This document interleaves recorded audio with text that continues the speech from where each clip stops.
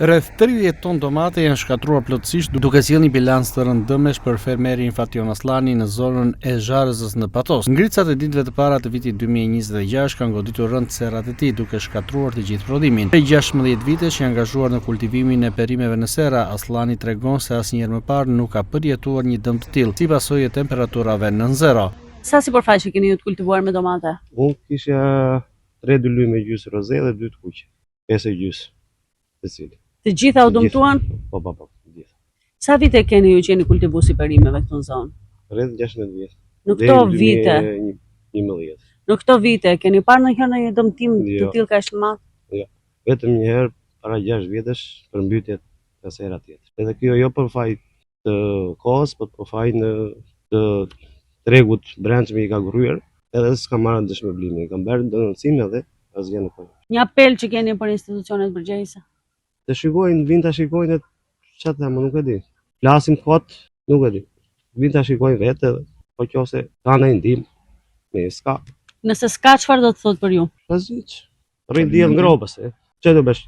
Shohim që mbrapa. Unë ta mbjell këtë, duhet 4 milionë lekë, vetëm fidan. Lere dem hiku. Shohim që mbrapa jush janë disa arka me domazhe. Ku i çon ato?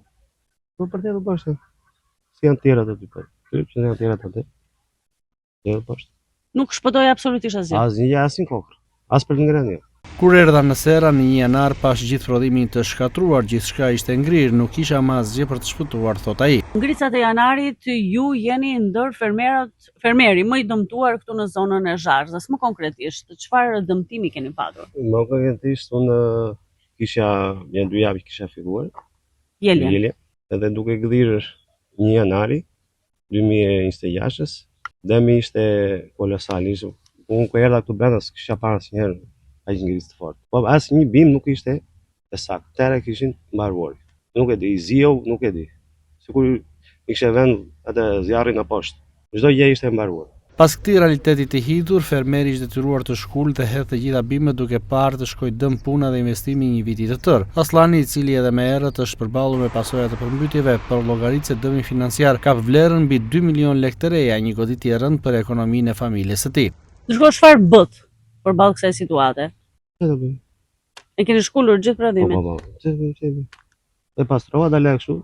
Sa llogaritet dëmi që ju është bërë? Dëmi është shumë. A llogaritet janë 10.000 bim këtu, llogaritet pakën 3 kg për bim, që bie 3 ton. E përkthyer në shumë financiare? 3 ton, paktën çmimi që ishte para vitit të ri, 900 lekë i bie. Sa? Mbi 20. Mbi 20 milion lekë vjetra.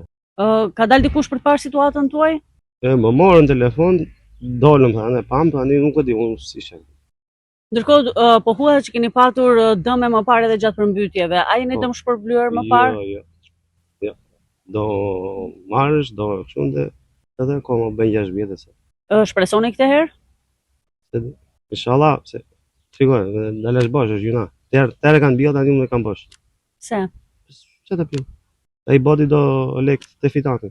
Pra gjitha kjo ju dëmtoi financiarisht? Po. Në mënyrë maksimale apo jo? Nuk diskutoj. Kam pësuar dëme edhe nga përmbytjet, por kjo është goditja më e rëndë, shpresa ime e vetme dëshpërblimi, thot ai. Aktualisht serrat janë bosh, ndërsa fermeri pohon se nuk ka mundësi financiare për të nisur një kulturë të re. Nëse nuk do të kem ndihmën e shtetit, jam i falimentuar, nuk kam asnjë mundësi tjetër, thot fermeri. Ngricat e fillim vitit kanë dëmtuar 10 fermerë në zonën e Zharëzës, por rasti Fation Aslanit konsiderohet më i rëndi, pasi domatja ishte në kulmin e prodhimit dhe në periudhën me çmim më të mirë në treg, duke shumë fishuar humbjen ekonomike.